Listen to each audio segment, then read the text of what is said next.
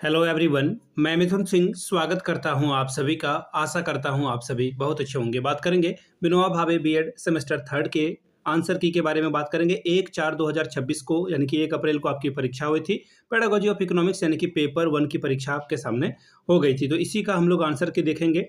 चलिए सीधे हम लोग जो है इसको देखते हैं पीडीएफ को। एक सेकेंड, ये रहा आपका पीडीएफ। Wait a minute.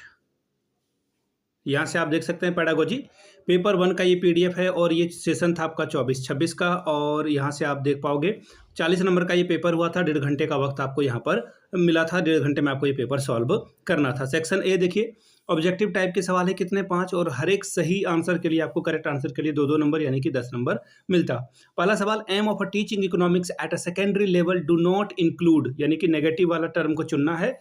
माध्यमिक स्तर पर अर्थशास्त्र शिक्षण के उद्देश्य में कौन शामिल नहीं है, ये सवाल आपसे पूछा गया है। लोकतांत्रिक मूल्यों को बढ़ावा देना, बिल्कुल सही बात है। लोकतांत्रिक मूल्यों को बढ़ावा देना जरूरी है, पहला ऑप्शन सही है। दूसरा है डेवलपिंग इकोनॉमिकल या फिर इकोनॉमिक थिंकिंग, बिल्कुल आर्थिक चिंतन विकसित करना, ये भी सही है। फिर अगला है जिम्मेदार नागरिक बनाना, लेकिन संगीत कौशल को बढ़ावा देने की बात यहाँ पर नहीं की जाती है, तो ऑप्शन थर्ड आपका सही होगा। ध्यान से देखिएगा, क्वेश्चन में ना एक नोट पूरे सेंटेंस को जो है चेंज कर देता है, तो इसको ध्यान में रखिएगा। यहाँ पे नोट है नहीं है, सीटेट में भी आपको ये काम दिलाएगा।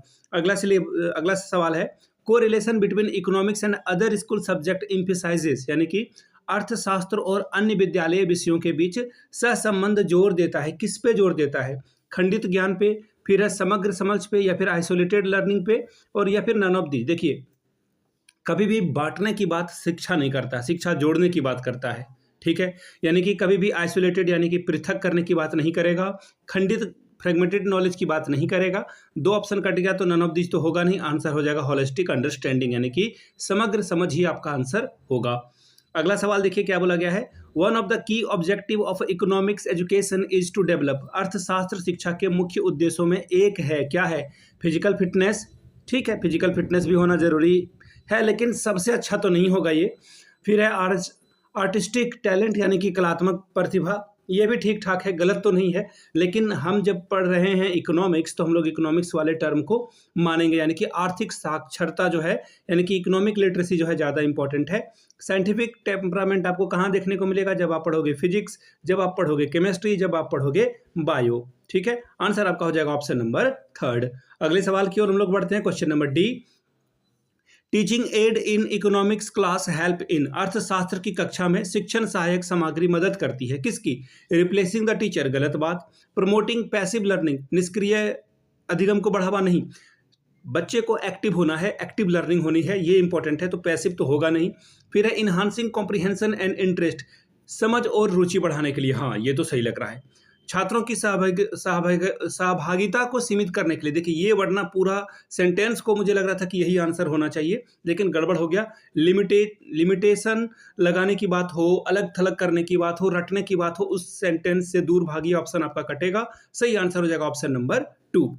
अगला सवाल, a written test in economics is not useful for evaluating, यानी कि अर्थशास्त्र में लिखित परीक्षा मूल्यांकन में कौन उपयोगी नहीं है? फैक्चुअल नॉलेज, ये जरूरी है बिल्कुल। ग्राफ की व्याख्या, बिल्कुल अर्थशास्त्र पढ़ रहे हो तो ग्राफ की नॉलेज तो आपको इंटरप्रिटेशन होना ही चाहिए। अगला है दृष्टि में परिवर्तन, और फिर है वैचारिक स्पष्टता। देखिए वैचारिक स्पष्टता तो होना जरूरी है, लेकिन दृष्टिकोण में परिवर्तन हो, इसकी कोई मतलब ये ज़्यादा जो है यहाँ पे इंपॉर्टेंट नहीं रख रहा है। ऑप्शन थर्ड आपका सही होगा, बाकी सारी चीज़ें ठीक है। तो ये था आपका पेपर इकोनॉमिक्स का जो मैंने आपके साथ साझा किया। फिर से एक बार बता दूं, जो लोगों ने वीडियो पूरी देख ली है नीचे कमेंट करके एक बार जय हिंद जरूर लिखिएगा, #जय हिंद।